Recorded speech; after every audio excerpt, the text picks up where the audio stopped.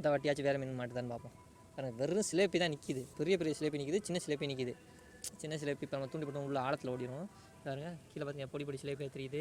ஆனால் நமக்கு மாட்டுறதெல்லாம் இந்த பனையர் கண்டை தாங்க, இதாங்க மாட்டுது. இப்போ ஒரு 10-15 பனையர் கண்டை பிடிச்சிட்டேன். அங்கே ஒன்று கிடக்குது. இப்போ அடுத்து அது தூண்டி போட்டிருக்கேன். பாருங்கள் என்ன மீன் வருதுன்னு பார்ப்போம் இல்லையா. இப்போ அடுத்து பாருங்கள் பனையர் கண்டை தான் வரும். அந்த மூலையில் பாருங்கள் எவ்வளோ மீன் தெரியுதுன்னு பாருங்கள். சிலேப்பி அதெல்லாம் சிலேப்பிங்க, பனையர் கண்டை இல்லை. அதெல்லாம் சிலேப்பியாக நமக்கு மாட்டுறது பனையர் கண்டை. வர மாட்டேதுங்க. முதல்ல போட்டோன்னா டக்கு டக்குன்னு நிறுத்திட்டு இருந்துச்சு. பாருங்கள் ஒரு உழுவா, பெரிய உழுவா ஒன்று இந்த கல் ஓரத்தில் ஒதுங்கி நிற்கிது. அதை பிடிச்சிருவேன் எப்படியும் இப்போ கையிலே பொத்தி பிடிச்சிருவேன். ஏன்னா நிறையா உழுவா கையில் தான் பொத்தி பிடிச்சிருக்கேன். இப்போ இந்த தூண்டில் கடிக்கிற மீனை பிடிச்சிட்டு தான் அடுத்த உழுவா பிடிக்கிறது.